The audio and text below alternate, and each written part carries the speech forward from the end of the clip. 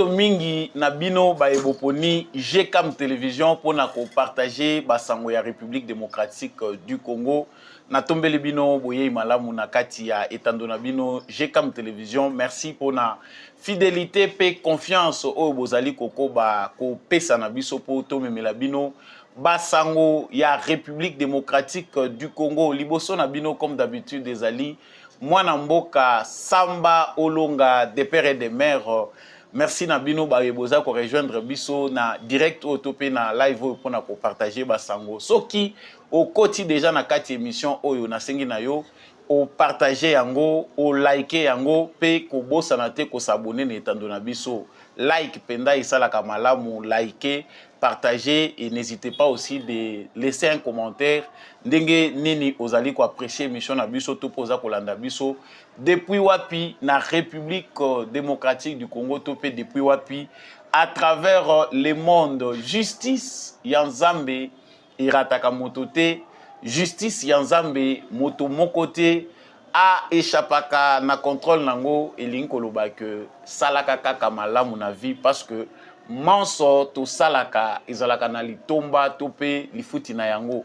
Ngai moumbu na bino nazalaka na devoir ya ko rappeler ba commun des mortels que justice yanzambe ezalaka et que tôt ou tard nyonso oyo topozaki comme acte to ko récolter yango lokola ba fruit salaka kaka malamu po malamu ezalaka na conséquence ya mabete. À la une de l'information bana ya Jean-Jacques Wondo na mwasi na ye bazali kolela grâce et pas tata mokonzi ekolo po ete ameka kotala lolenge nini akoki soit ko gracier topé ko meka ko tia Jean-Jacques Wondo na ba condition oyo ekoki ko permettre ye que famille na ye pe bazala à l'aise. Jean-Jacques Wondo azali nani azali moko ya ba conseiller ya ancien toloba muto ba uti ko longola na ANER DG ya ANER o ba uti ko longola Lusadisu ezali nde Jean-Jacques Wondo nde azalaki conseiller na ye mais kasi azali cité comme le cerveau moteur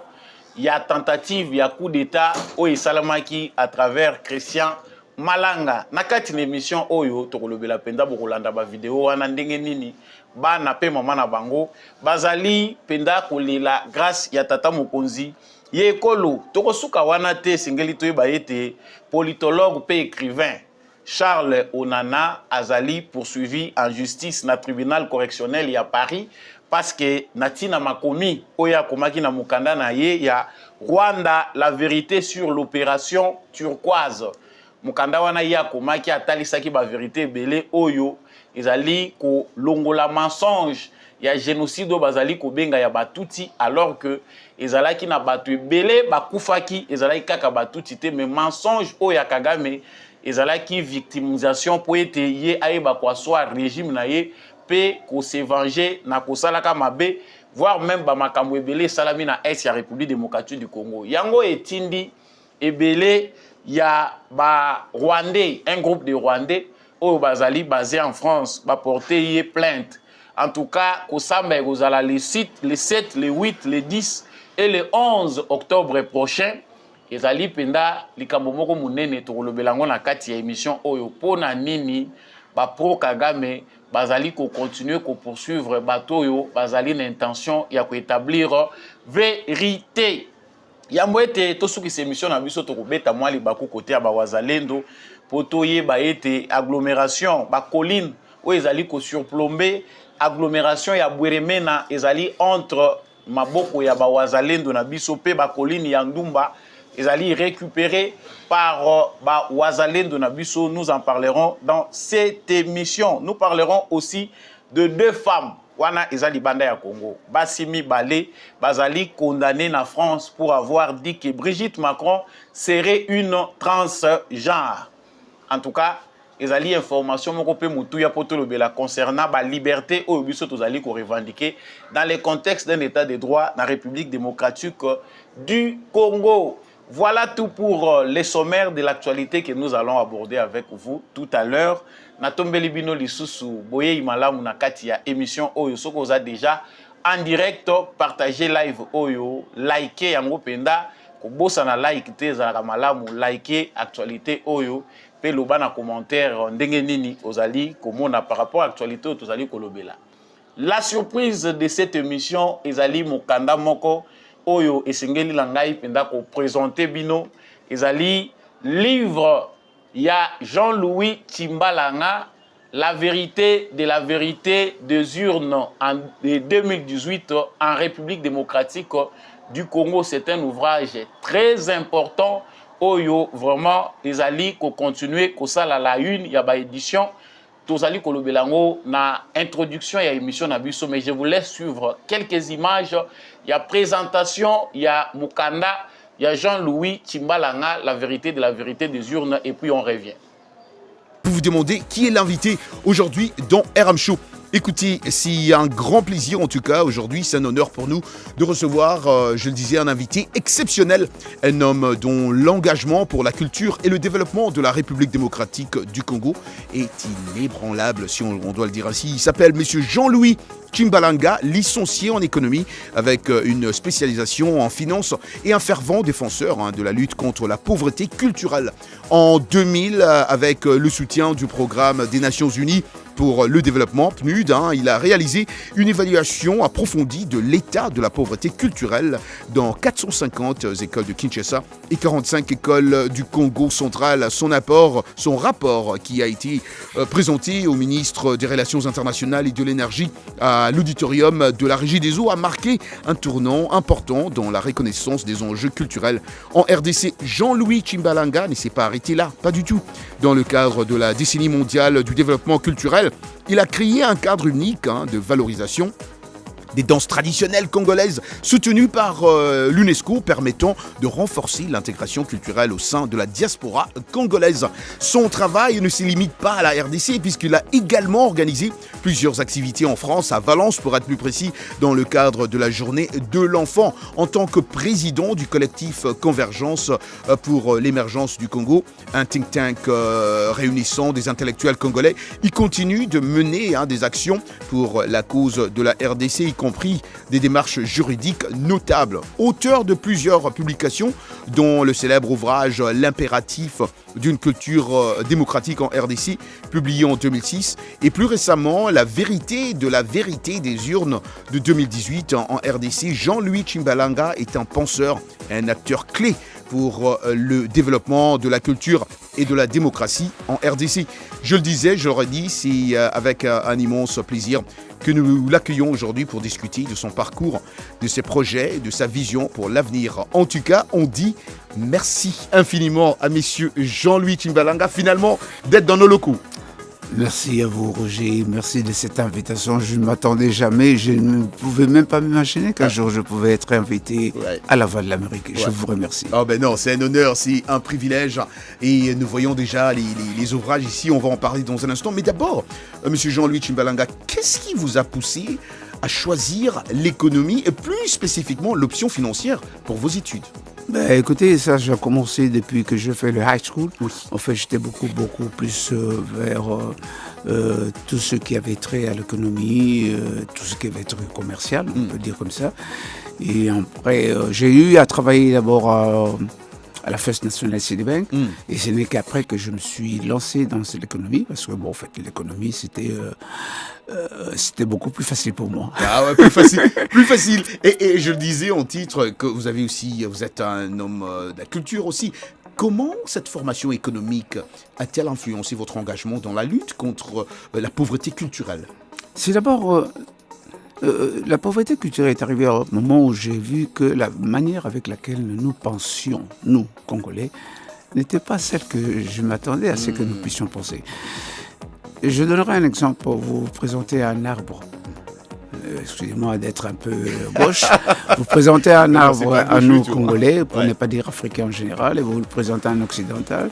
Les visions sont différentes. Moi, je vois l'arbre pour le brûler tout de suite, faire le quoi à manger, mais lui, il voit le bois différemment pour pouvoir se faire de l'argent. Effectivement. Donc, c'est une vision que j'ai vue. Je me suis dit, mais tiens, la façon de penser, pourquoi nous pensons comme ça? J'ai eu à faire une étude évaluative dans 450 écoles de Kinshasa et 50 écoles de Bas-Congo. Wow. J'ai trouvé des indices réels apparentés à la pauvreté culturelle. Je ne parle pas ici d'une culture qui a trait à l'identité culturelle, mais la culture de développement. Le développement. Ouais. L'industrialisation. Ouais. Comment est-ce que même l'association, savoir s'associer, nous n'avons pas cette culture. Voilà des choses que j'aimerais un jour que nous puissions préparer demain.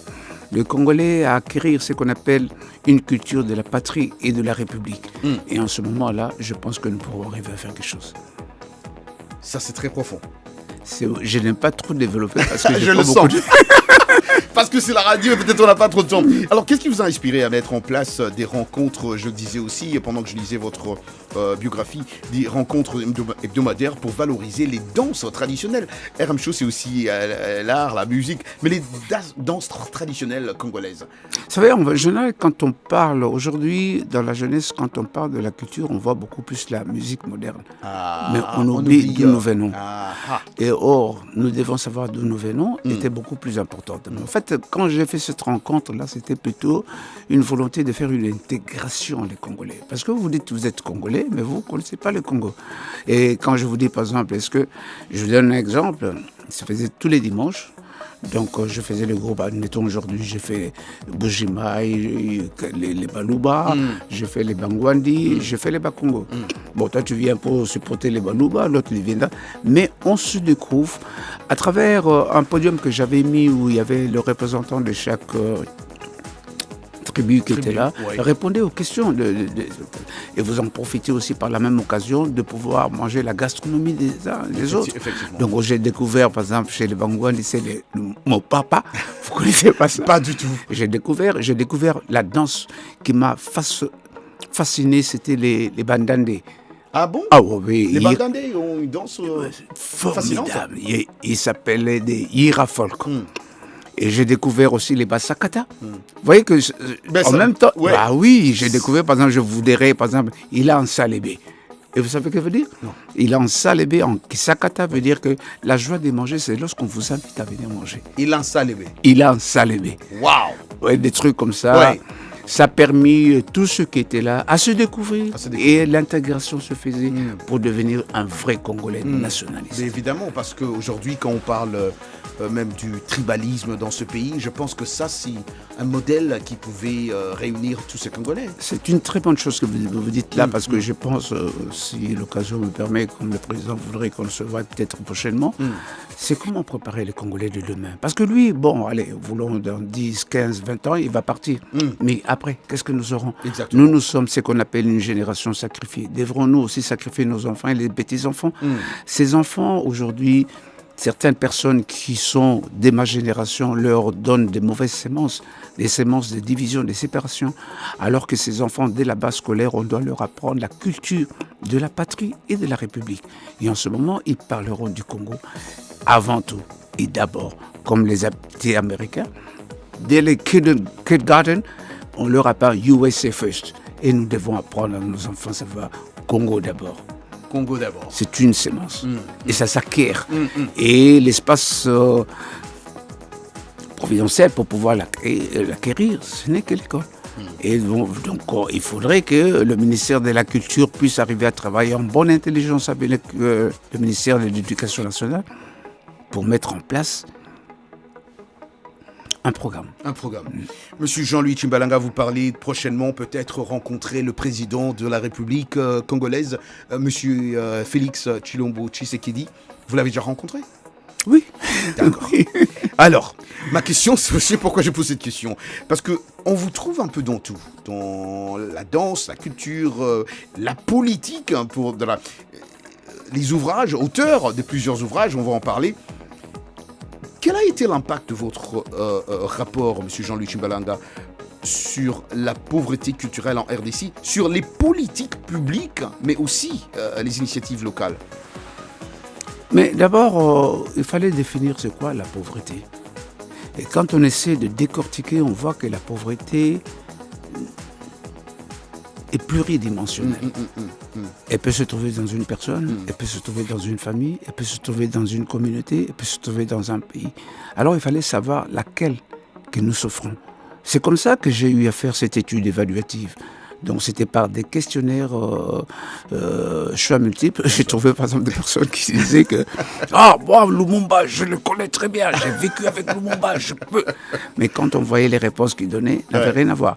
La première chose aussi qui m'a tiqué, c'est que c'est les prix que j'ai donnés, les prix que j'ai donnés. Et on sentait la volonté de l'exode, de fuir le pays.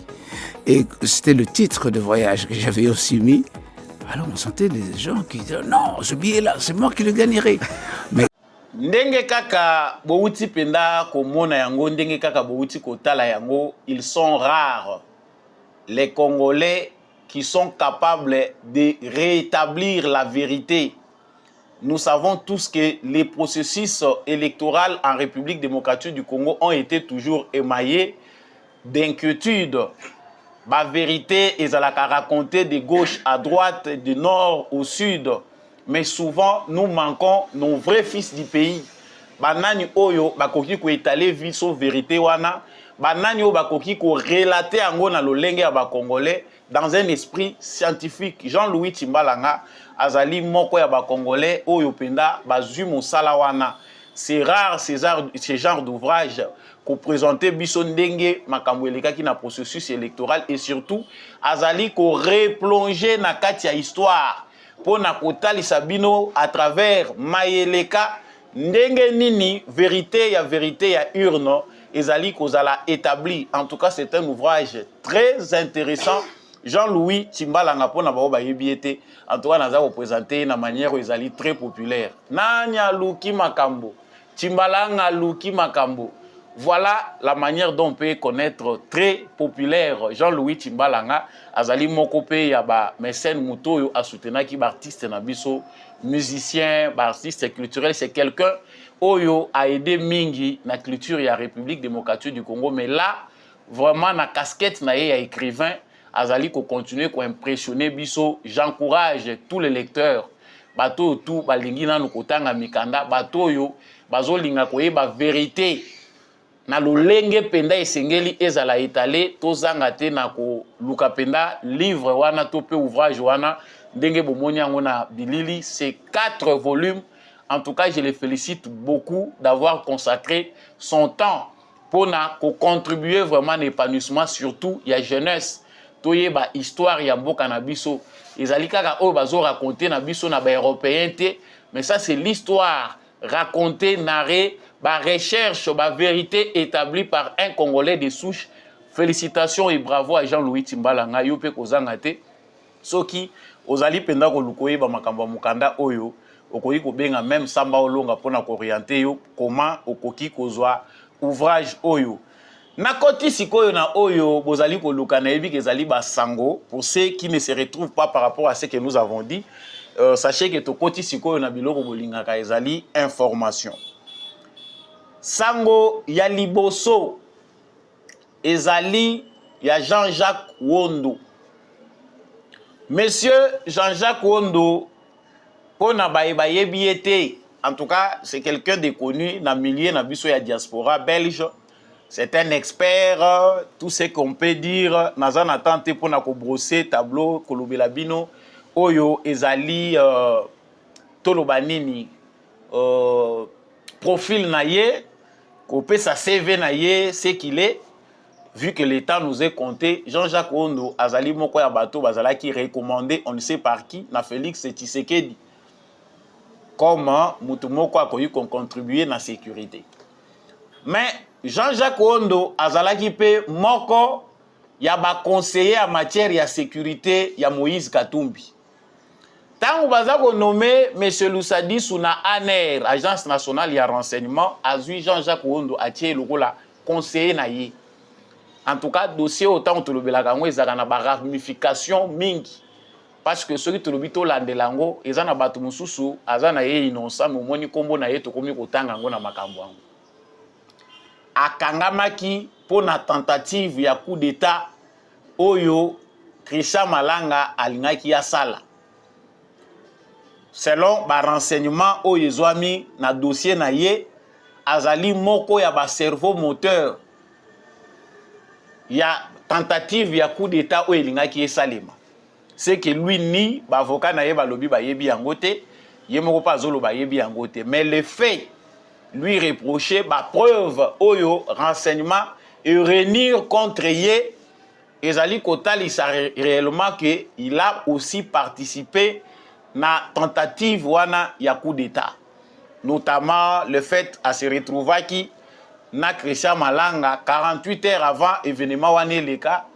En dehors de cela, ba contact téléphonique na ye, ba appel oyo ezalaki tracé ya ye, ba message oyo asalaki na Christian Malanga ezali ko confirmer de plus en plus thèse ya que azali cerveau moteur ya makambo oyo Christian Malanga asalaki na palais de la nation pe bisika mosusu.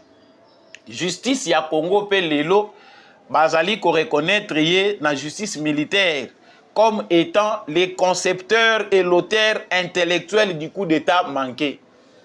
C'est-à-dire tozala qui infiltré na ANR. À travers cette infiltration là, des tentatives et aventures auto monaki oyo, toujours bien tentative ya coup d'état ya Malanga.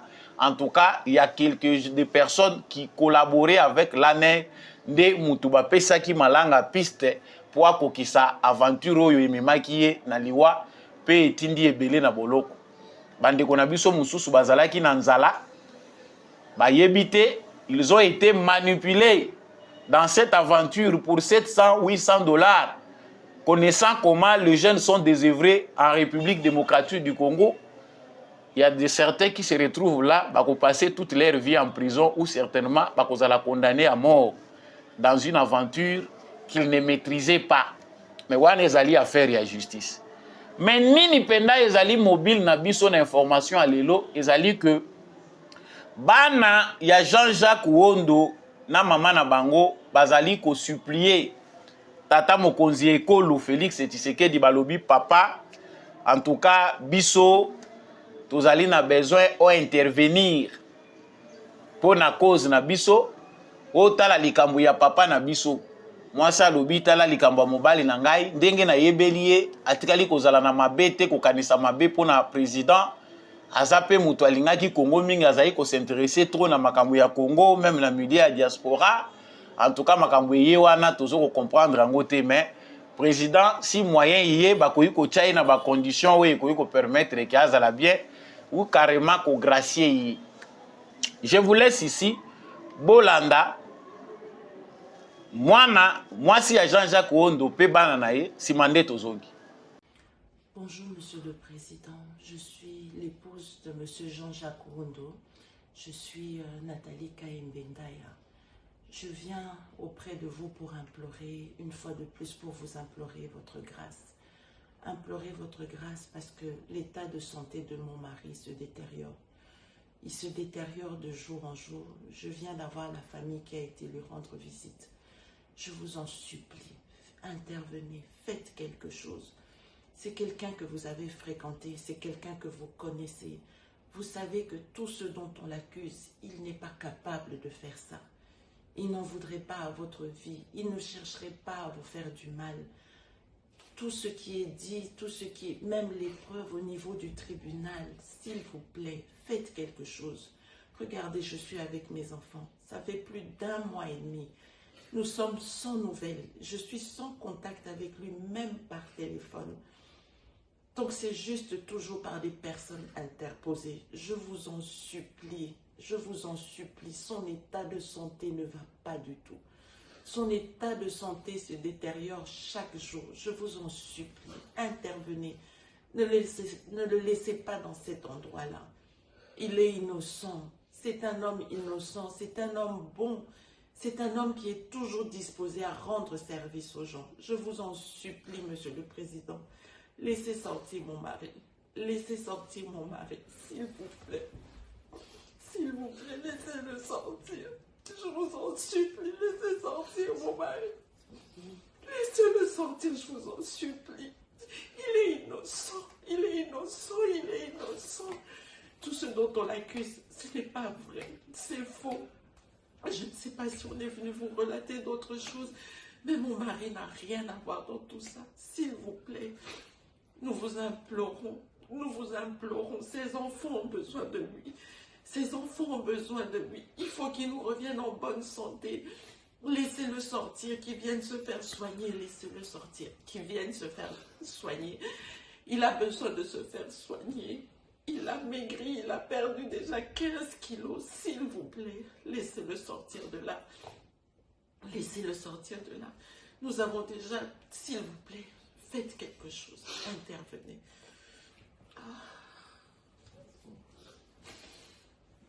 Voilà. Là, vous venez de suivre la femme de Jean-Jacques Wondo, ancien conseiller du DG de l'ANER, ou bien administrateur de l'ANER, ndenge babengaka bango nazobosana. Bazali kolela, baza kosenga président Yoka Mawa. Maman azolela, bana pe bazo ko supplier président de la République. Ça, ce sont des faits. Analyse Nabiso ezali nini, on comprend que la République démocratique du Congo, les Congolais, certains Congolais, parce que pas tous, veulent d'une justice, il y a grâce. Justice oyo ekobanda koyokelaka bato mawa. Justice oyo mutu soki bakangi ye mbala moko akomi maladif. Justice oyo soki mutu bakangi ye akomi père de famille. Justice oyo soki mutu bakangi ye balobi aza na bana na ye, les enfants souffrent, il faut les libérer. On ne comprend pas pourquoi les Congolais veulent une chose et son contraire. Moi aussi, suivant ces propos, ndenge na landi mama na moni bana, j'ai compatis. État humain, tokoyi kolobate ke biso tozali touché te, non, par rapport à ce qui s'est passé. On voit les enfants, on comprend qu'ils sont chagrinés. Papa na bango, absence, il y a papa na bango. Mais d'où Alex cède l'ex. La loi est dure, mais c'est la loi. Ce qui tokokende kaka na procédure que chaque fois que bato bakozala interpellé pour des crimes, soit financiers, soit ba crime humain, toko banda koyokelaka bango mawa. Parce que baza ba papa ya bana, bana baza traumatisé, maman za koyoka pasi. Il y a une forme de justice que les Congolais veulent indirectement. O ezali ko comprendre, tozo ko comprendre que ça sera un état de droit, une démocratie. Topé kozali loko nini. Supposons que makambo Christian Malanga salaki et memaki ba conséquence que ndenge ba salaki yango ba resistaki na bakuna bango. Nandimi te ke mawa oyo tozo koyoka na moma oyo na famille ya bana na ye elingaki ezala oyo mboka elingaki subir. Les pays seraient déstabilisés. Bato mususu baza koyeba conséquence ya ba aventure baza ko tenter ko salati. Il faut pas comprendre que je oyo bango bazo tenter ko sala pour les pays est grave et gravissime. Peut-être que vous êtes trop borné na ba intérêt boza ko luka. Mais vous ne savez pas conséquence ya lelo si on ose déstabiliser Tshisekedi, c'est que le pays peut devenir. C'est un chaos que ne peut que bato baza ko luka ko renverser Tshisekedi baza ko imaginer te. Le koso na bango souci na bango ya ko participer na gestion à choses publiques pour bazwa part na bango, ils a ko faire oublier bango ce que le pays peut connaître na o ezali ba illusion na bango. Monsieur Jean-Jacques Wondo a jugé na justice que le président de la République aussi recule un tout petit peu na makambo etali ba grâce parce que oyo quelque part toza ko banaliser ba mesure de grâce yango. Bakangi François Beya pour des causes atteinte sûreté de l'État ceci. Toyoki ba chef coutumier un ce petit groupe ya batu balobi non toza ko senga chef de l'État so qui vraiment lingi to sengi boye. François Beya côté pas kenda toyebi na bisoté. Bon, je ne dis pas qu'il était condamné, mais moi je parle le contexte dans lequel nazo le sujet nanga. Bakanga koto yo nani soki vient na biso nani before biselele. Kokoyoka balangue koto il a été piégé ceci ezali guerre de palais tout ça bro. Bakanga kingandi set kikuni mwasi abimi koto yo nini voilà mwasi aza traumatisé la voix de sans voix oh toza koloba maman aza bien te la femme a pleuré. On comprend qu'il y a des gens qui ont pour métier de freiner ce pays d'aller de l'avant. Tango bozo pensaka kosala ka mabe pour la nini botala ka basi na bino na bana na bino te. Lorsque bozo ko ulinga kosala mabe, réfléchissez 2, 3 fois, 4 fois, 5, voire 7 fois. Ce que peut être l'avenir de vos enfants, ceux qui vont rater Bako au bozo linga bosala. Parce que pendant ce temps que les enfants de Jean-Jacques Wondo et leur mère demande la grâce au chef de l'État, il y a d'autres parents. Batata misusu na bana na bango, bosali na bana na bango na basi na bango. Là, on ne sait pas qu'ils sont malades. Bana bazalaka. Ils sont en train de formater d'autres coups. Bazako préparer ba coup mususu ndenge nini bakoko kwesa Tshisekedi. Si c'est pas les tuer, les renverser par un coup d'état ou par l'insurrection. Sikoyo batu ya ndenge wana soki bakomi na maboko ya l'État, biso tolakisi mutema ya mawa. Toyebi que nous les Africains, nous sommes très attachés à la famille, la communauté. Nous aimons les vivre ensemble. Sympathie, compassion, et zalaka biso mingi jusqu'à tel point que même un criminel oya sali batu terreur akoyi kosuka tout un village bayokeli ma balobi to tika yeto pardonner. Mais c'est pas comme ça que ça marche dans le contexte d'une démocratie, dans le contexte d'un état de droit. Qui casse paye. Oyo biso moko toza koluka toza koyeba ngoti. Au même moment ndenge parce que tozo mona ngo komi nango justice ya ba mesure de grâce parce qu'à la lire réseau que de bongo ko finir kaka na mesure de grâce. Moi si à cette kikuni ya komisi yango pe théâtre na ndenge na ye. Le mari est là, toi tu ne sais pas là où il est, dans quel état il est, mais tu annonces que non, il peut être mort. En tout cas, toza ko mona ki makambo ezo simba te, je l'ai vu torturer, ozo ko bima ko publier ba fausseté. Toi, tu joues avec la vie de ton mari, maman. Ce qui est ko sakana na vie à mobali na yo, ozo ko s'associer na bato balingi ba bomaye. Nous allons aussi parler de vous comme une criminelle. Muto azo ko luka mobali na yakuf. En tout cas, pour la Ligambo Etali Jean-Jacques Ondo, nous savons que la justice militaire va faire son travail. La peine de mort reste l'une des solutions. Pour aider Batou pour se recadrer. On ne peut pas se réveiller un matin penser qu'on est important et que vous en avez besoin comme un leader et puis vouloir renverser les pouvoirs. Tu sais que d'ailleurs qui n'a voix mando quitté, tu sais que dina tata na prenez l'exemple. 37 ans de combat à Simba Tambelité. Tu vois bino bolingo renverser régime ndenge wana na ndenge ya babot, ya baburi de bot na renversement nini to bomaye, tout ça l'insurrection populaire. Ça ne marche pas comme ça. C'est pas comme ça que ça marche. Tous allons quand même civilisés. Mais il y a les Congolais avec leur fausse compassion, fausse sympathie. Ezaka kamutu bakangiye boye nali kamboye bite brrr. Opposition oyo ya maladie, ya sabotage ezako pousser batou, ba défendre de n'importe quoi eza ya passe. Je peux même renchérir ici pour vous parler du sujet que j'ai annoncé dans sommaire. Nous, chez nous, nous pensons que tout est permis parce qu'on parle de démocratie et de l'état de droit. Même bateau, baza koloba baza ba intellectuel, bateau batangi kilasi malam, baza trop fier d'être licencié docteur, d'avoir participé à l'élaboration de la Constitution. Baza ko bossa na ke liberté za na ba limite. 2 femmes basi mibale na France. Seulement pour avoir affirmé que Brigitte Macron est une transgenre. Bazali condamné na tribunal insurrectionnel tribunal correctionnel à Paris pour diffamation. Ba condamné bango. Na kanisi ke soki eza wa mutu asali bongo afingi mama Denise alobi bato bakoloba ke eza acharnement ya régime Tshisekedi. Liberté na bino eza ya kolekisa. Même si à l'époque de Kabila, il a eu à tolérer certaines choses, mais il y a un moyen toujours. Il y a stopper l'hémorragie, si nous voulons être un État moderne. Ba condamné bango. Kaka po balobi Brigitte Macron aza transgenre. Ah, eza diffamation. Mais surtout lobi to kanga bato aza ko diffamer na Congo. Makala yango moko yokokate, il faut ko créer ba prison mususu ya sika. Et on l'a dit Emmanuel Macron, pour ceux qui les lisent de temps en temps, à l'obagi dernièrement, ou à l'obi, liberté d'expression na opinion, ils allaient encadrer na ba loi, na biso, na katia constitution, mboka na biso. La justice, elle détermine. Ndenge nini liberté wana, ekoyi ko tambolela. Chez nous, on pense que la liberté veut signifier libertinage. Comprenne qui veut. Monsieur Jean-Jacques Ondo, tu as vu que tu as la maman mawa, mais tu as président mingi na président Félix Tshisekedi. Tu as gaspillé mesure de grâce. Grâce présidentielle et comme à gaspiller parce qu'on voit certains, malgré Boloko, Henri Magia a été gracié.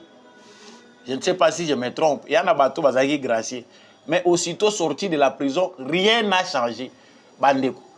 to créer ma structure, quelque part, voire même certains politiciens méritent d'être recyclés. Il faut to créer une université populaire. Ya bakangi mutundenge wana me baza ko tangisa ye na prison place azali, boza ko tangisa ye mibeko ya mboka. Qu'il soit licencié, analphabète ou quoi que ce soit, il faut batouana batangisa kabango. Nous allons aider notre démocratie. On voit que les partis politiques au Congo, ça ne sert à rien. Ça sert uniquement à distribuer des postes. Et pour certains partis, il y a coupé sango ba makangu, na batu ya famille. Mais les partis politiques ne contribuent pas à former les Congolais au civisme, au patriotisme, na respect, il y a la loi établie. Les partis politiques, ça ne sert qu'à distribuer des postes. Na bato ba monique politique et comme business. Sango mi baleo nazali kolobela awa ezali sango ya politologue pe écrivain Charles Onana. J'en parle parce que azali moko ya bato balingaka makomi pe bato yo bazali ko soutenir cause oyo bitumbo tozali ko bunda contre régime ya Kagame. Nakanisi qu'il faut ba apporter soutien na ndeko wana auteur wana ya livre Rwanda, la vérité sur l'opération turquoise. Charles Onana, un groupe de Rwandais pro-Kagame, un groupe de gens pro-Kagame en France ont choisi de les porter en justice pour négation des crimes de génocide de Tutsi. Ezali moko ya ba réseau ya Kagame ya en Europe, en Amérique, pour na kotraka batu nyonso oyo bazo komeka ko contredire pensée unique na bango oyo evandisier na pouvoir. Mais ils ont choisi les mauvais moments parce que tango oyo tozali ezali tango te ya koti kaka ba bêtise ya Kagame les Congolais sont debout. Qu'est-ce qui se passe na moment où tozali koloba? Il faut mobilisation ezala. L'auteur de cet ouvrage est parmi les individus Oyo Bazako Mekato pe ba meki ko établir vérité sur le mensonge qui nous a été imposé au sommet du monde. Les Occidentaux, dans leur politique, dans leur complot contre la RDC et la région des Grands Lacs, ont fabriqué Kagame dans un mensonge. Balambi mensonge lokola farine. Pour présenter Kagame comme un leader responsable, les Tutsis comme des victimes. Comme ça, va défendre Kabango. Alors que la réalité est autre. Les Tutsis ne sont pas les seules victimes. Les complots étaient grands. Aujourd'hui, la vérité reste la vérité parce que la vérité est têtue. Elle finit par ressusciter même ses morts. Les Américains aujourd'hui sont en train de rejoindre tous ceux qui disent la vérité. Lors de la commémoration du génocide rwandais, les Américains ont parlé de génocide de Twa, de Hutu et de Tutsi. C'est-à-dire que même eux aussi sont fatigués de leur fabrication. Ils ne veulent plus de ces régimes, de ces mensonges qu'ils ont eux-mêmes fabriqués, qu'ils ont contribué à fabriquer. Balobi non, génocide des Ara ya Tutsi bango mon côté. Vous avez vu comment les Tutsis se sont acharnés sur les secrétaires d'État américains parce qu'il avait cité les autres. Balobi qui a commis un négationniste. Parce que les Rwandais pour eux, bato nyonso baza ko luka ko contredire version na bango wana. Oye comme si bango ba juif africain, en tout cas, ils ont des problèmes. Voilà le vrai problème chez eux. Yango ngai naza ko senga na bandeko na biso oyo tozali ko vivre na France et ailleurs, mobilisons-nous, c'est aussi une occasion de montrer à Kagame qu'il a échoué. Ceux qui veulent encore essayer de cacher la vérité en accusant Charles Onana injustement, il faut kolakisa bango que la vérité est têtue, il est déjà rétabli.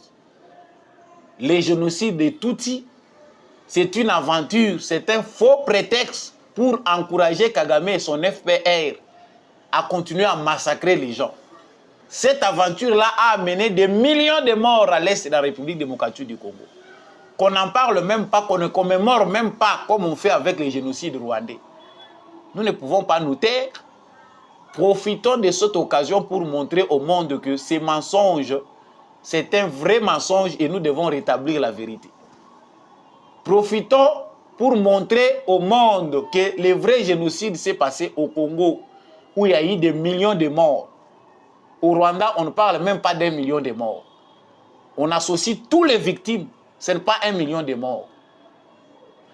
Babiloko peta toza ko lubaka mingi, toza ko zwa ba frappe ya bato yo bazali ko attaquer ba médias na biso. Vous verrez que même ba visibilité ya ba réseaux sociaux toza ko utiliser et ça affecté pour tozo loba ba makambo mingi. Bato ebele bolandaka ba chaîne na biso boyebi que des fois on est obligé de plier nos langues parce que même ba plateforme toza ko utiliser pour na ko communiquer makambo yo balandelaka biso pe de près. Nous sommes victimes. Il y a des piratage, tous les victimes.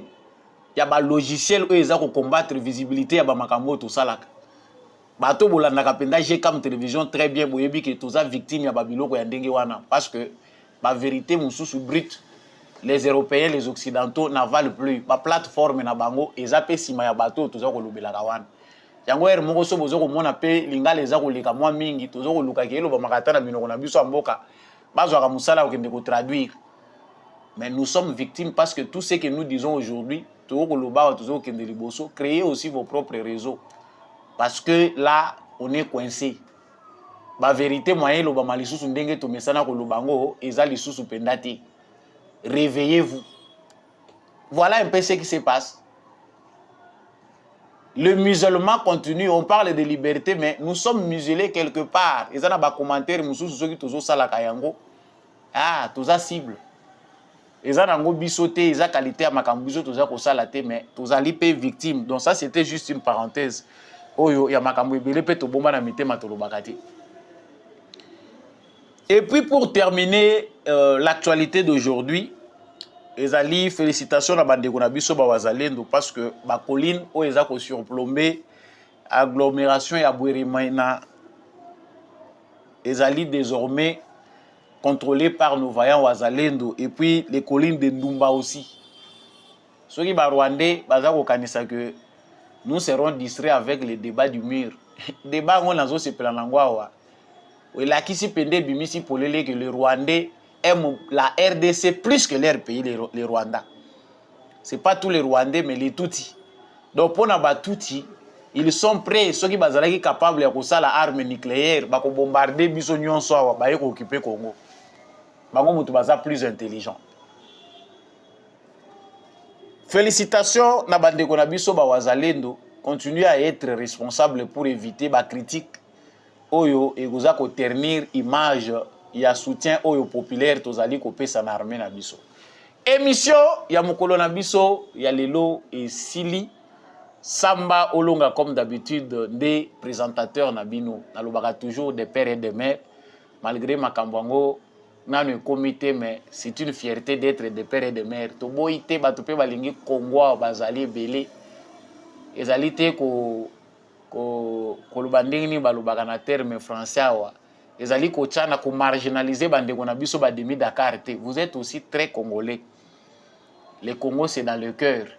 On peut être chinois mais bien aimer le Congo. Ezala ba congolais ou ba comme ba américains qui aiment l'Amérique. Ils n'ont plus rien à voir avec le Congo. Bazocha Amérique na difficulté. Il faut aimer le Congo. Merci Nandekombi à chaque wazaki na sima caméra pe na réalisation. Pour cette émission oyekoma na bitando na bino matondo mingi na équipe technique Mobimba ya Jekam Télévision merci na ba soutien ndeko Serge Tubajiki ndeko Mike Kachingu merci mingi na ndeko Michel Nzengu merci na ba nyonso yo bozali ko linga penda émission ya Jekam Télévision. Merci mingi na papa Jean-Louis Timbalanga, l'homme de la vérité des urnes. Kolo ouvrage wana la vérité des urnes en 2018 en République démocratique du Congo. Merci na papa Boniface Mpunga, papa Michel Lumakaso, merci à vous, merci à papa Freddy Ngwama. Matondo mingi na mama Bilonda, papa Maurice Kikangala que je n'oublie pas. Merci mingi na maman Lisette Mombendu, merci na maman Anima Samba. Pe ba nyonso oyo bolingaka émission Debout Congolais, je vous aime beaucoup. Likez cette vidéo, partagez. Tcha esika yo zali kolanda biso na commentaire ce qui est possible. Ngai na bino, tokutani prochainement na émission mususu.